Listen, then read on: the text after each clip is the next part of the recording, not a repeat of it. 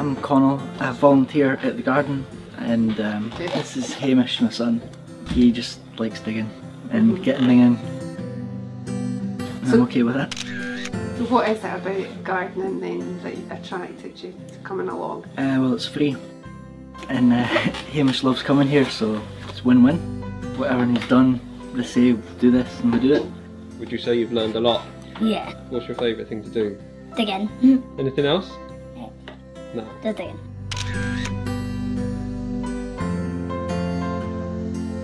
My instinct was very much to garden, so I took the steps to approach the project just to visit in a very sort of passive way. Could I just come up and see what happened there? And I was kind of already making my excuses.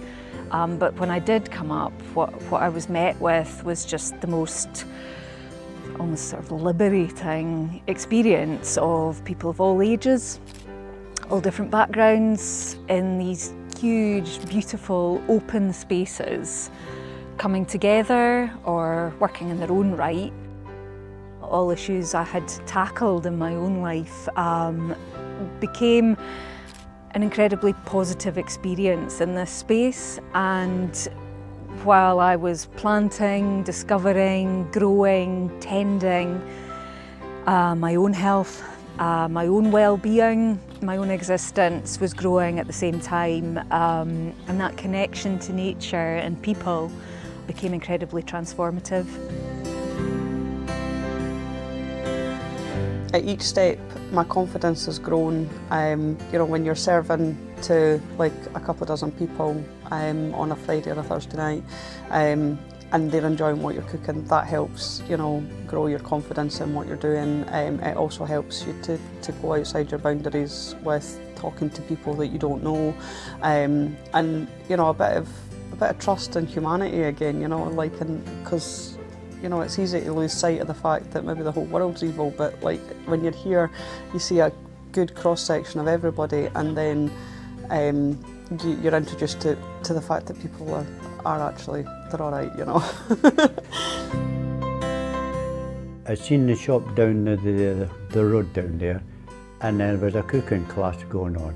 Now, I was really interested in the cooking class because I'm not that good a cook.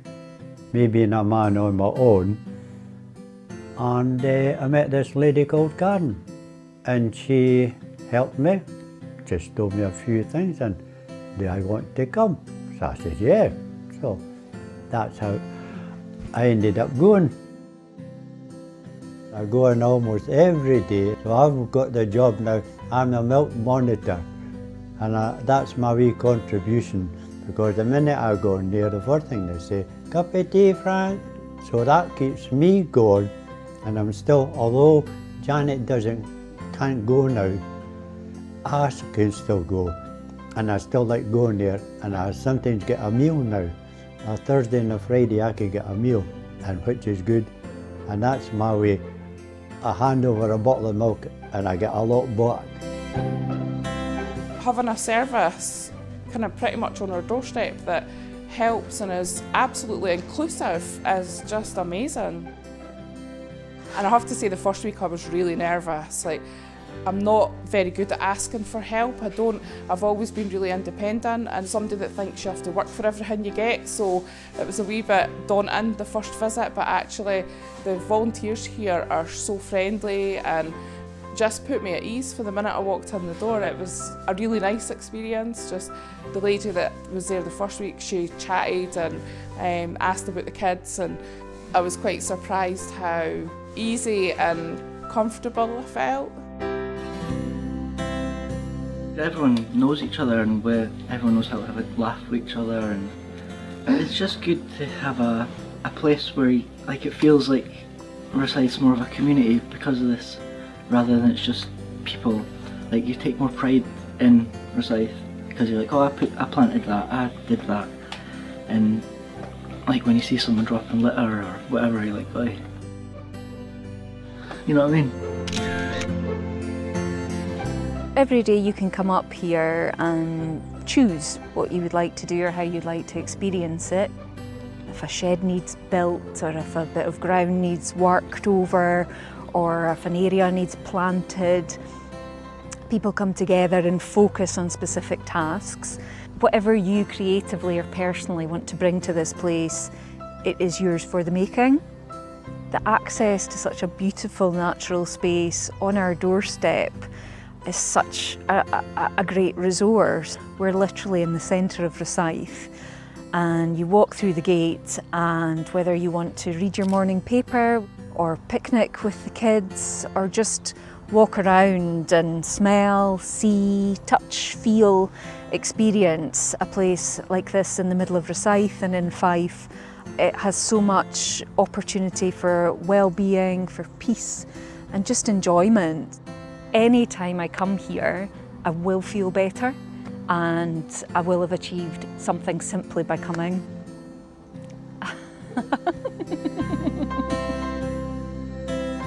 My long-term goal is I'm training to be a teacher at the moment, so I'm currently trying to get my degree, and then I'll do teacher training. So, but the demographic that I work with on a Saturday night through the hub are high school age children, and that's who I want to work with. So from that, I have hands-on experience, which will look good on the CV, but it's also good skills to take forward. Like interacting with a teenage group of children, it can be challenging, and I have had challenges, but you learn how to develop, you know, like diplomacy skills, and, you know, making sure that, you know, everybody gets an outlet for their own personality. Knowing that you're part of something huge that's helping loads of people, not just one or two, you know, like literally whole communities, and it makes you burst, you know. Like, I get really excited when I talk about pizza night. I get really teary actually, as I'm doing right now, when I talk about the stuff that we do here and my part of it. You see the very, very best of people, and it makes you proud to be part of it. The thing that I find most helpful is that a lot of it is like basic ingredients. We like to do a lot of home cooking and get the kids involved in the cooking. So to be able to come and have store cupboard staples as well as fresh fruit and vegetables has helped tremendously. It's really expensive to cook from scratch, and I was finding that really difficult to keep up. But actually having that little bit of help so that I can make a potty soup or stovies has really, really helped. Through projects like yourself, we're actually now, the pressure has been financially taken off us a little bit, because we did get into like a bit of debt when my husband was made redundant, and paying that back has been really difficult. But the fact that we're not having to kind of penny pinch every day is making that a little bit easier. So my hope for me over the next few months is that I'll be able to pay more of that back. Rosyth needs it, because there's not that much in Rosyth. Too many places closing down round about. But what we've got with the garden hub and the eating shop is blooming good. So keep a hold of it.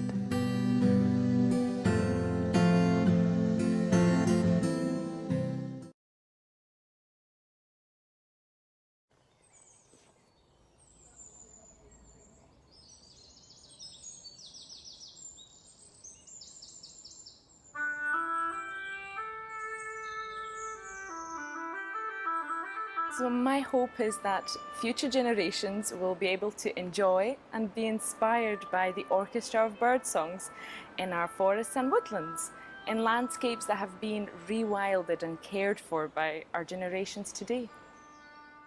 Okay, my hope for the future would be for people to cycle more instead of driving, so we can have a zero emission country.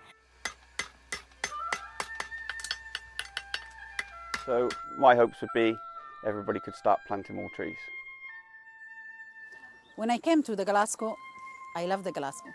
I love the weather, I love the nature, what I found it here. Then I'm thinking, if the nature give me an energy and give me a good life, because it's clear, I need to help to keep climate change. I'm thinking about the recycling. My hope for the future is global warming and we should start recycling because our whole planet is dying. I try to keep the where we will live. It's a good place for me, for my kids, for my family, for everybody. Our oceans and our trees are dying. I don't want to waste, make a lot of garbage, because when they burn it, they will destroy our plant. They will destroy the sky. It make horrible time. And we want to breathe fresh air. Thank you so much. I hope we can end our dependence on fossil fuels so that we can save millions of lives every year. I hope we can learn from the pandemic and take action together urgently on climate, because what makes the planet sick makes people sick too.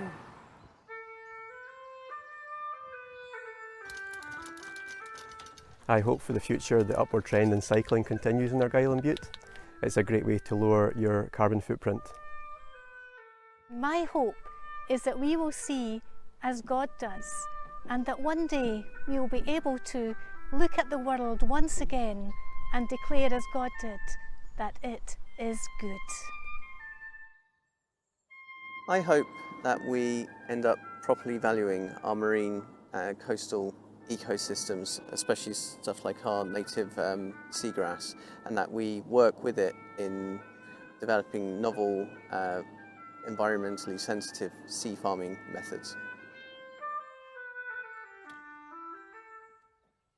Well, I hope that the sustainable nature of Scottish farming will be realised, and that we can integrate traditional methods of farming with forestry in a good sustainable manner, which I think could be of benefit to the whole world, really.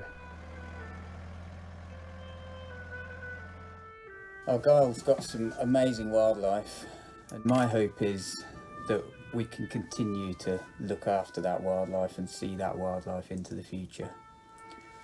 Climate change is going to put lots of pressure on our wildlife, and it's really up to us to minimise the climate change and to give that wildlife enough space so that it's there for everybody in the future. With the electric outboards, demand is outstripping supply, and we can only hope it continues. And I hope for silence. I hope that the world that we leave our children is focused on sustainability and is treated with the respect that it requires. I hope that when Harry's older, he can look back and be proud of the world that we've left him. I hope everybody learns about the climate crisis in schools. I hope the world is a better place. I hope polar bears will still be around. I hope that we can have snow.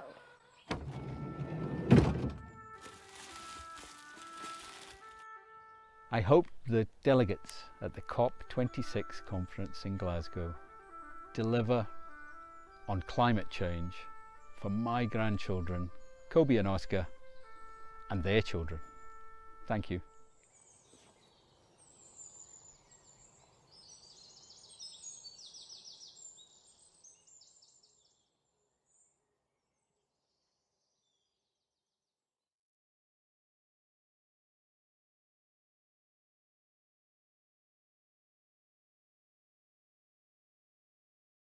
Hello, and today we're going to show you how to make broad bean and mint dip, and I have Iona and Ema helping me today.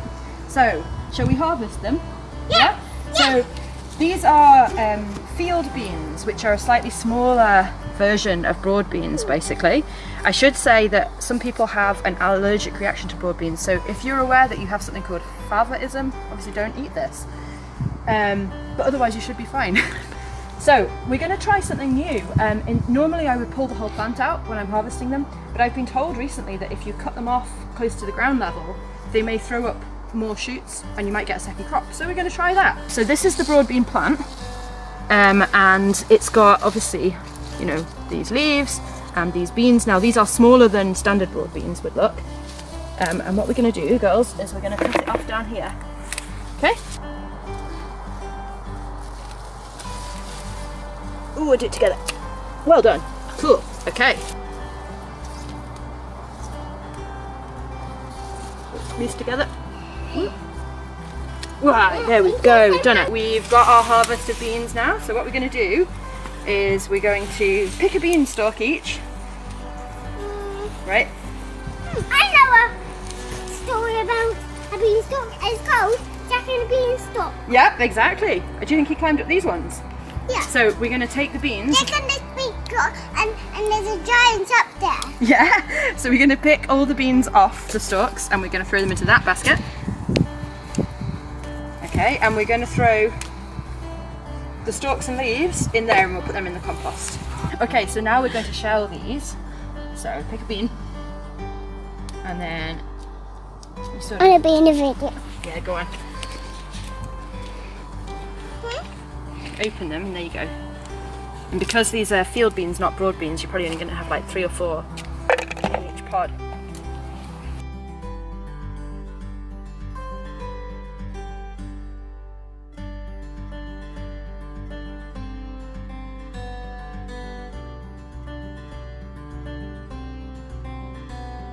We have our bowl of beans and mint leaves. The only other thing you need is garlic. Just a clove, you don't want to overwhelm it.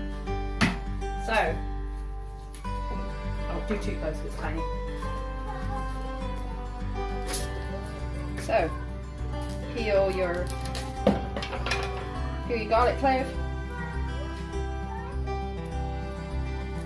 If you're using a sort of powerful blender, you don't even need to chop it, I'll just chop it in half. Stick it in, and then stick in beans and mint leaves. I can't do something simple.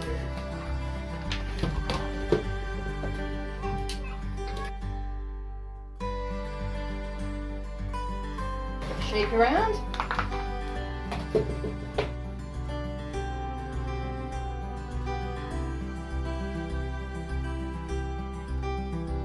Now, some people would shell all the beans before they did it, but personally I quite like the kind of rustic effect.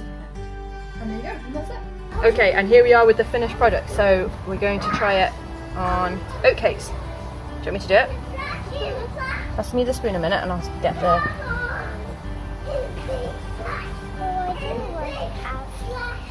But it does hurt.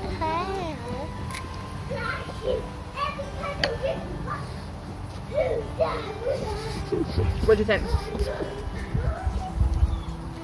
What do you think, Leona?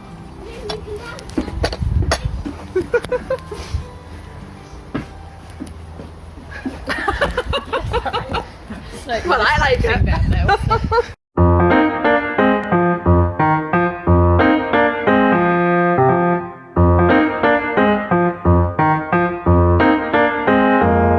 Okay, Abby here from Propagate. In this short video we are going to do a very, very quick guide to home composting. We're in the Battlefield Community Garden and this is our old compost heap. This compost heap has been here for about 10 years, so it's a bit rickety now and the pallets are falling to pieces, but you get the idea. A good home composting system consists of 2 bays made out of pallets, like so. The general idea is that you fill up one side, and when that is full you cap that, put a lid on it and transfer your deposits to the second bay. As that fills up, this one rots down, turns into lovely compost, and then it's ready to use on the garden. So the question is, what goes in the compost? So the first rule to remember is what not to put in the compost. Now amongst those rules we have, for example, biodegradable compost bags. Now compost bags are biodegradable, but they take considerably longer time than organic matter. So in the compost heap they're just really annoying. Get that away. So what else doesn't go in? Well, the obvious stuff like plastic bags, cans, bottles, glass, that kind of stuff. Oh, here comes a local Battlefield resident with their compost deposit. So essentially what you're putting in the compost heap is organic matter. Organic matter is, in this case, any kind of fruit and veg waste from your kitchen scraps. Also egg boxes, egg shells, coffee grounds, tea bags, and woolen items. But you must not put in cooked food, and you must not put in bread or meat or dairy products apart from eggshells. So all that gets mixed together. You can also include things like toilet roll tubes and egg boxes. They're really good to put in the compost. Cardboard is good, but only if it's kind of ripped up into small pieces and not if it's been covered in kind of plastic and dyes and that kind of thing. So all this stuff goes in the compost heap and it all gets mixed together in a great big beautiful mess. And then the other thing you need in your heap is worms. So I'm going to have a little dig about here and see if we can find any worms. Here we go. There's quite a few just there in that little clump. Oh, quite a few worms. Now compost worms, they're different to earthworms. They're smaller. They're little red tiddlers, and they are very, very, very efficient at eating up organic matter and turning it into compost. So that's their job. They should just turn up by themselves. Amazingly, they just do that. But if they don't, then you can probably find some in a compost heap in a community garden near you. Or anybody that's already got a compost heap really ought to have compost worms in their heap by now. Nothing else will really help to break down all that organic matter and turn it into compost. What else do we need to know about compost? It should be kept hot. It's quite smelly. As it is quite smelly. A bit more cardboard will help to break up the smell. That helps to add in air pockets. The smell usually comes if it's anaerobic, and that means that there's no air. The other core factors around compost is that it should be hot. That is pretty warm. If I was to stick my hand in there, I'm not going to because it's all gooey, but if I was to stick my hand in there, it would be very warm indeed. But grass cuttings will help to heat that up, heat up the compost and speed up the composting process. The more heat, the faster it goes. Now the thing about grass cuttings though is you don't want to put on a great big thick wodge of grass cuttings. You want to add it in thin layers, otherwise you end up with this anaerobic slime, and that takes ages to break down. It shouldn't be too dry, not the chance of it being too dry in Scotland, but it should be roughly as moist as a wrung out sponge. Now again, adding in a bit more cardboard will help to dry it up if it's a bit too wet. That is all you're getting from me just now.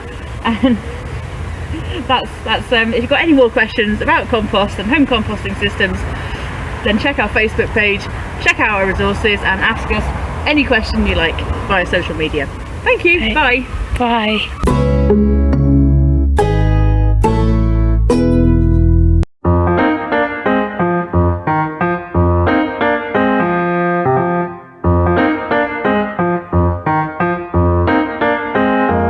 This is Susan and Iona again for Propagate, and here we are today with my mum Daphne in the background, about to show you how to prick out some delicate brassicas. So today we have a tray of very small brassicas. These particularly are purple sprouting broccolis, and they are big enough, if you're careful, to transplant into this. This is a makeshift pot. It's actually had pastries in it in the in one side and more pastries in the top, and we cut the tops off, stuck them together with rubber bands to make bigger pots. Right, so my expert gardening mum Daphne is going to show you how to do this. Sorry, Grandma is going to show you how to do this without damaging them.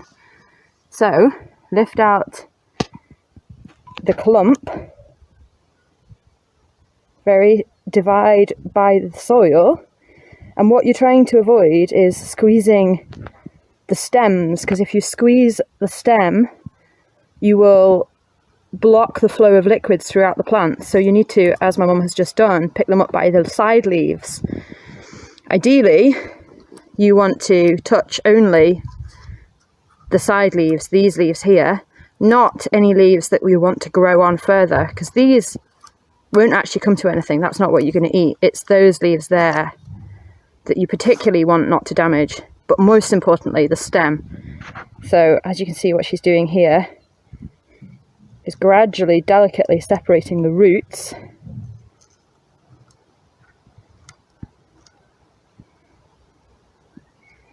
And it is very delicate. There we go. And then putting them into the pot quite deep, because what you want to do is carefully place the soil around the stem. So you want the roots at the bottom, obviously, and then you want soil or compost coming up around the stem, because that means any legginess or extra height to the plant is diminished. Okay.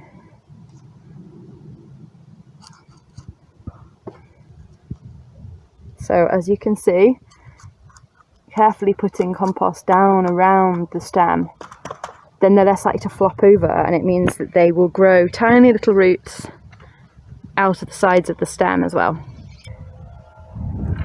And so now we have the final pricked out tray of lovely little brassicas, and a very important thing to do is to water them all. And you want to keep your seedlings moist, but not saturated, because they might rot off if they're saturated. Dancing to your plants is also very helpful. And I think that's about it for pricking out brassicas.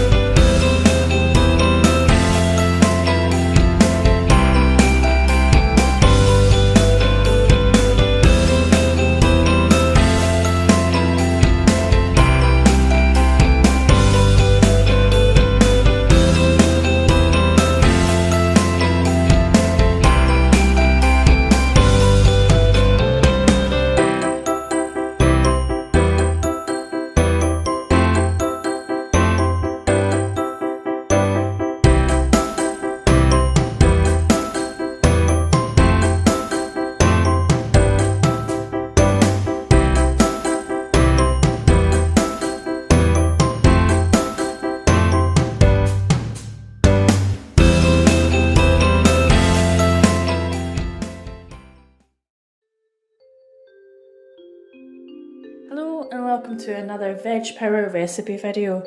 Today we're going to make the absolutely delicious cauliflower and sweet potato curry.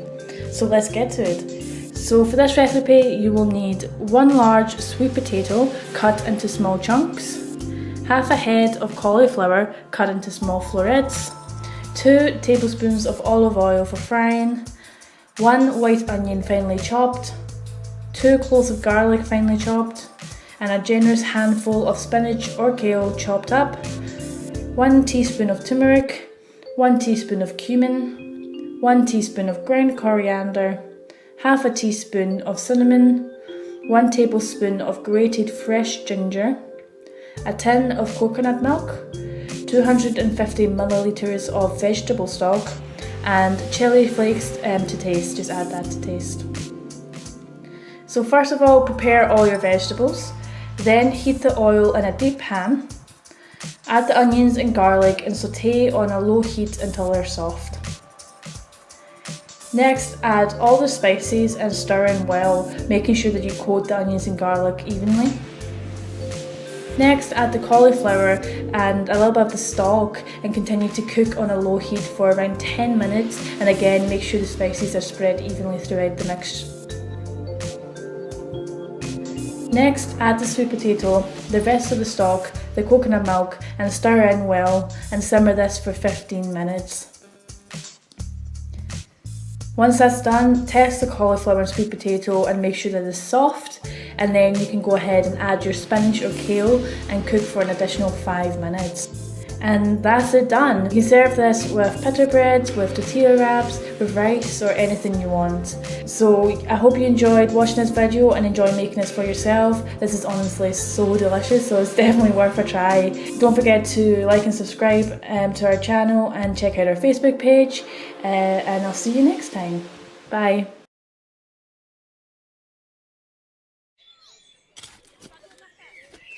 I think planting trees is really important because they produce oxygen. Spending time in nature makes me feel calm because you can see like all of the flowers and all of the animals, and planting trees is just fun. We came down here, we got our spades out, we put some saplings in the ground, and it was just wonderful. The kids were so enthusiastic and the weather didn't put them off. I'm soaked, but they don't mind.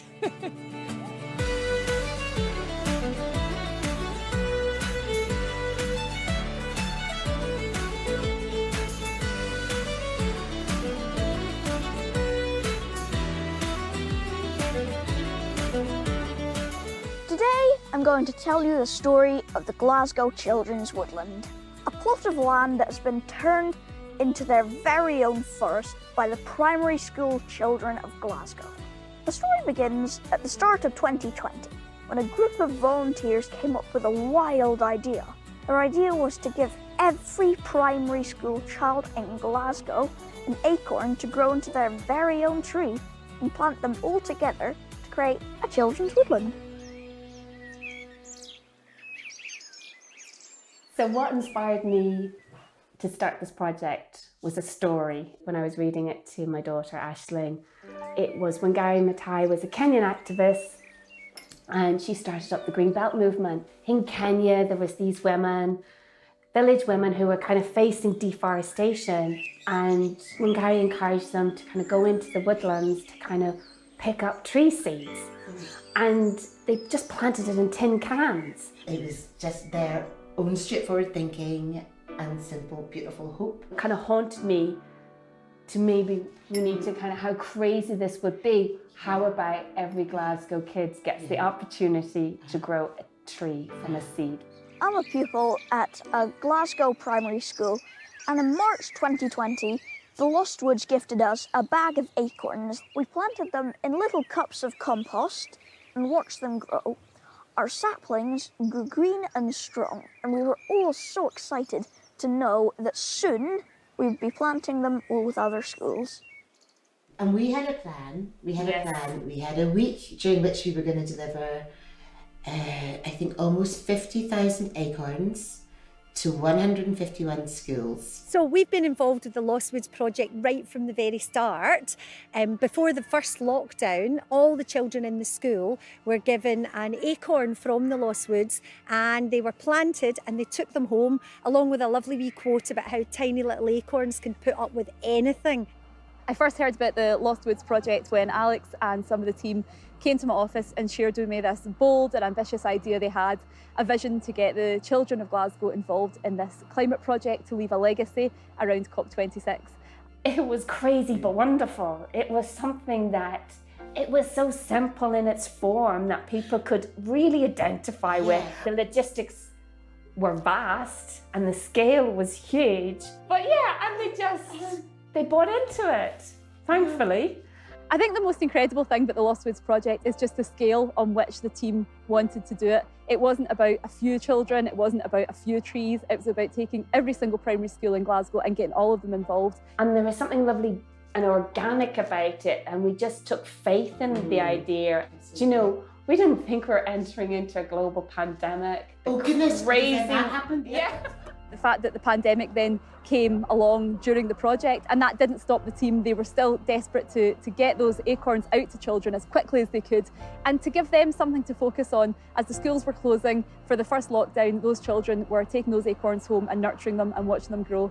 And I think that's something that's a really incredible legacy from it. As plans came together, a location was chosen. This is the Cathkin Braes in the south of Glasgow, beside Castlemilk and Carmonic. It's got the highest point in the whole city and a wonderful wind turbine. There's some ancient woodland there called the Big Wood, and now there will be a brand new woodland created by us, the children. There was a site, 13-hectare site on the south side of the city. That's enormous, isn't It was enormous and it was huge and it was perfect. The scale of it became something really exciting. Yes. That they'd all done this as individuals, but could come en masse Yeah. and create something bigger than anything that had been done for the last 40 years in Glasgow. I live in Castlemilk, and the children in Woodlands will, I hope, to give us like a lot of different areas that we can actually plant trees. It would be great to have people to plant their own trees and see how it grows up. To be here and to see this field that's about to be turned into a woodland by the children of Glasgow next week is just phenomenal. Over a year and a half after they had their idea, the team of volunteers had got everything ready for all of the Glasgow's primary schools to come and plant their trees at the Glasgow Children's Woodland in the first week of October. It was our mission to make our very own woodland.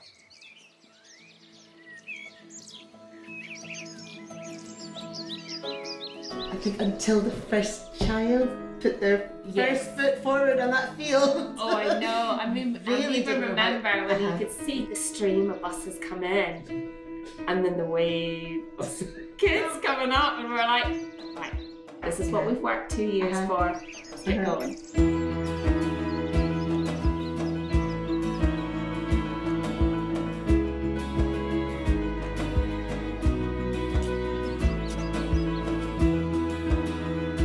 I think it's important for wildlife to do it, and because it's coming into the winter, animals will need a home. So if we plant it now, there'll maybe be small trees for them.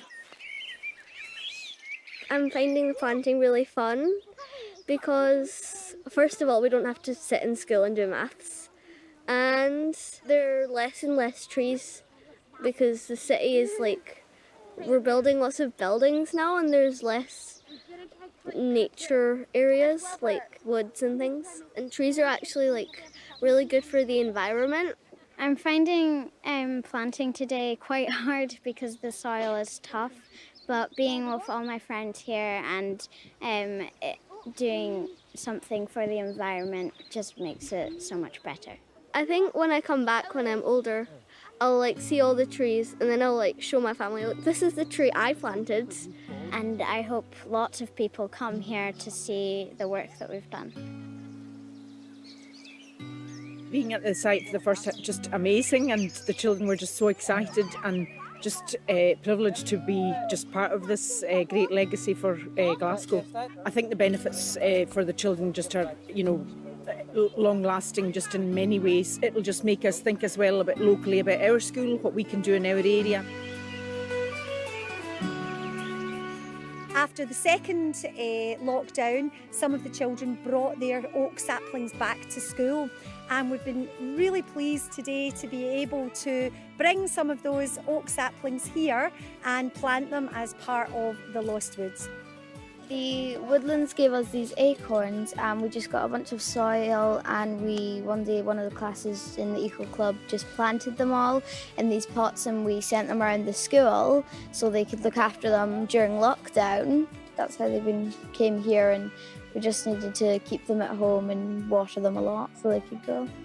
My favourite thing is being able to put my plant next to my sister's plant, because we'll be able to come back and see them and still be together and stuff. That'll be my favourite part, 100%. So we are now going to have, by the end of today, we will have received 147 schools, and we are planting up to now, we've got 10,000 trees in the ground, and we're going to get to that final goal of 17,000 trees.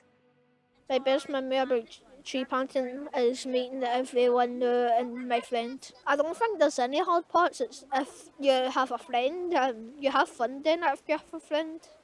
Sometimes you put a seed in the ground, they really get grown. You then have to put water and wait for the sunshine and then grow and turn into a baby tree. And one day grow up to that, be a teenager tree, and when it goes to this tall, it will be a tree. and we don't chop trees because there will be no tree left to the animals and us to breathe. My favourite thing about doing is that I'm helping my planet become healthier and helping Glasgow become a bit more eco-friendly. The animals need our help, and the world needs our help, so we need to try and do the best as we can. It's for climate change, and also it kind of helps us at the same time. Like trees help us breathe because they take in all the carbon dioxide. If nature doesn't have any trees, we won't be able to breathe in there. We won't have air and all that. And it's really good to just see that the earth is getting better with the younger generation. And with that final tree in the ground, the growth of the Glasgow Children's Woodland had truly begun. Over the coming decades, we'll be able to watch our trees grow from saplings into a dense forest that we can bring our children to and explore for the rest of our lives. And that was our last tree planted, and it's been a fabulous day. We've seen kids and teachers all buzzing going on the bus home, full of the joys, and also like singing the song that Rowan Bank has been teaching them and Oim Musica, which is Let It Grow. And what a lovely message to kind of sing on the way home. Wherever there's a tree that never grew, let it grow, let it grow. Wherever there's a bird that never flew, let it go, let it go. Wherever there's a fish that never swam, let it swim. I got behind the vision because it was such an incredible idea. It just encapsulated everything that we need to do around climate, to put children at the heart of it and to give them some hope and some belief that actually we can act now and we can make small differences that will actually change the future of the world. We know that planting trees is going to be absolutely crucial to meeting our climate targets and delivering a healthy planet for these kids' future and kids to come, so there's nothing more important we could be doing. The Children's Woodland is very important. It's our chance as young people to create a legacy from our generation to the next. It allows us to connect with nature, save the earth, and spend more time together outside. It's healthy for us and also healthy for our dear green place.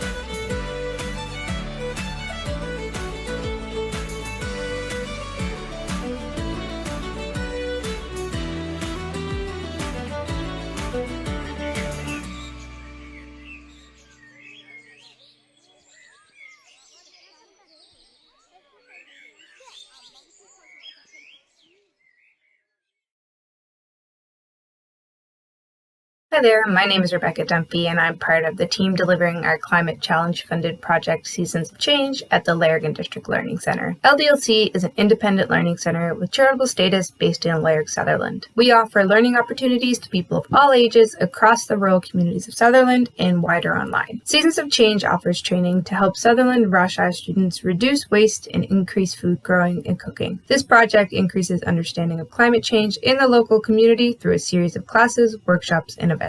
Since the beginning of April in 2020, we have worked with over 800 students, not far from hitting our project goal of 1,000. As well as our amazing selection of tutors that we have within the Learning Centre, we also partner with amazing organizations to deliver their programming to our students. We offer a wide variety of classes and workshops, but the three main areas we focus on is food waste reduction, textile waste reduction, and habit change. For food waste, we do a lot of online gardening workshops such as polytunnel growing, get into growing for beginners, and composting workshops. We have a lot of different initiatives where we give seeds to local schools or homes. We have seasonal foraging both online and in person. We have video content that has cooking tutorials or growing tutorials. So far, we've had over 200 people take part in our growing projects. For textile waste, we do a lot of sewing that teaches people how to make their own clothes or mend the clothes that they already have. This includes our Garment of the Month program, beginner sewing. We do eco-dyeing and furniture upcycling, as well as initiatives such as Greener Christmas that helps you reduce the textile waste that you produce over the holiday season. We've had over 160 students take part in our sewing programs and always love seeing what they create. When it comes to habit change, we have classes such as mindful consumption, climate-aware food choices, and different programs with the Love Food Hate Waste. We work to incorporate climate change into every one of our classes. Our students are often surprised that these activities they are passionate about, such as gardening, sewing, or cooking, can help reduce their impact on the environment. If you're interested in keeping up to date with what the Learning Center is offering and with our Seasons of Change project, you can subscribe to our newsletter, follow us on Eventbrite to be notified when a new class is opened, follow the Learning Center on Facebook or Instagram, or head over to our YouTube page to see recordings of our past classes or any other video tutorials that we have available.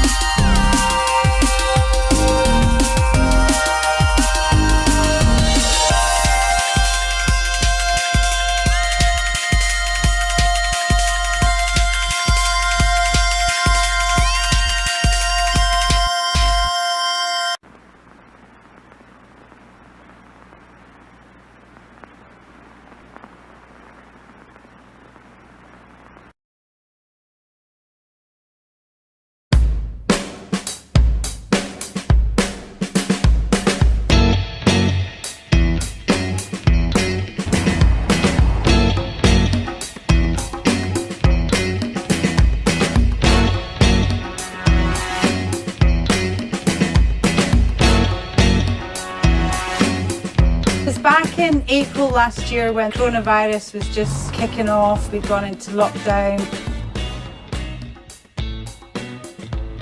Myself and a few others have got together to try and help people that were struggling. We try and help people that are experiencing food insecurity and reduce food waste. We're a registered community fridge. It is a community food share. The most common thing I hear is, I don't want to come and take anything because I might be depriving somebody. But if we've put it out for you to take, you're not going to be depriving anybody. You will be helping reduce food waste.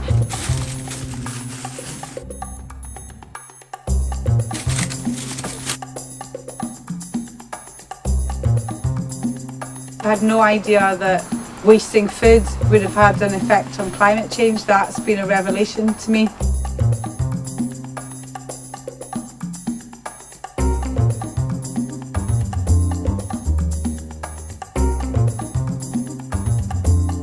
We've got 17 volunteers at the moment. Every night we have stock that comes in from the co-op. Nigel goes to collect it.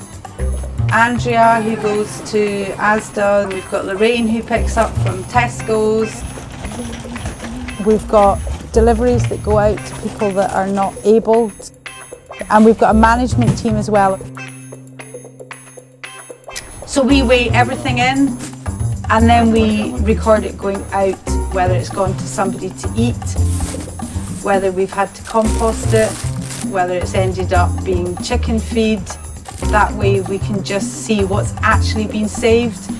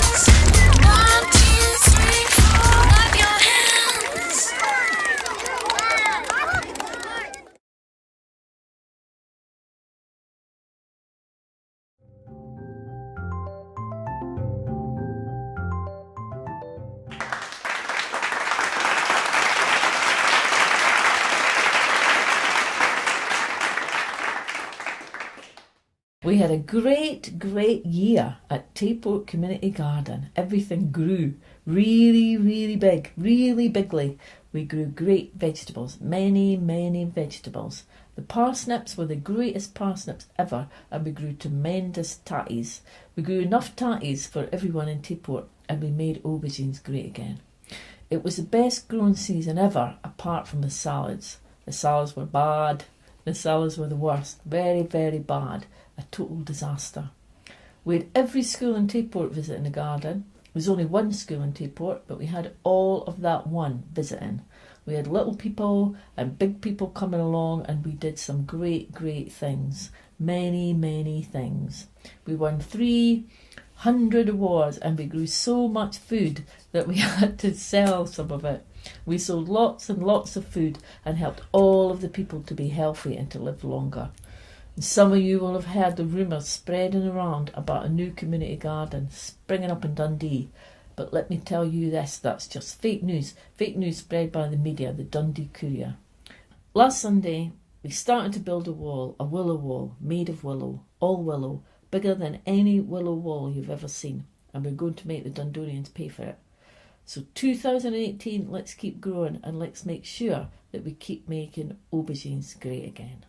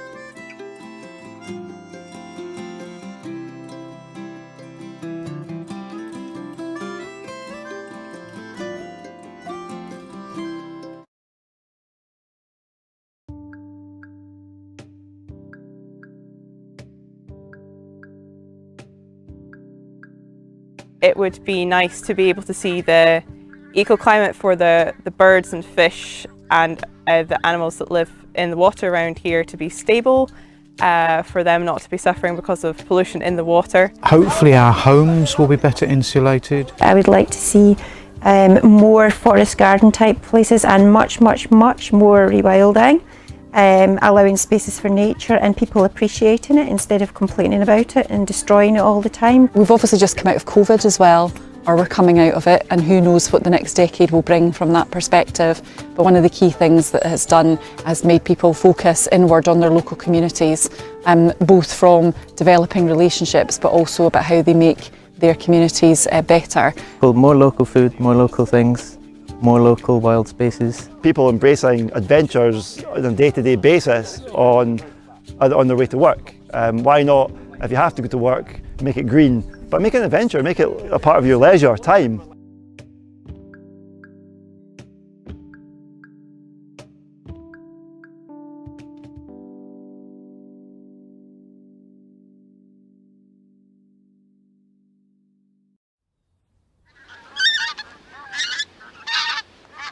What we all do in the next 10 years is critical to stopping the worst of climate crisis. Let's imagine that we did everything we could. What would Taport look like in 2030?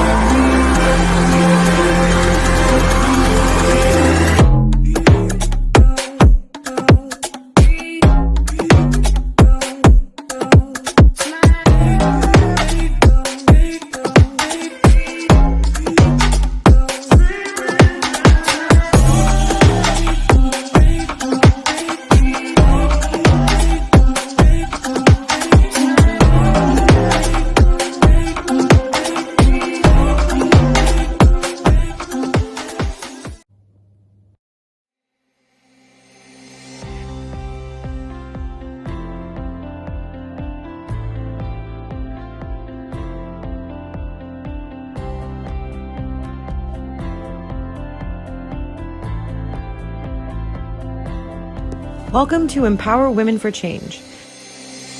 We are a registered charity in Glasgow, Scotland. We are a diverse group of volunteers from all around the world helping people, especially asylum seekers, refugees, and Black minorities. Part of our work at Empower Women for Change is food support. In response to COVID-19 in March 2020, Empower Women for Change began to organize with the help of a network of partnerships to deliver food to asylum seekers, refugees, and vulnerable Black minorities in Glasgow.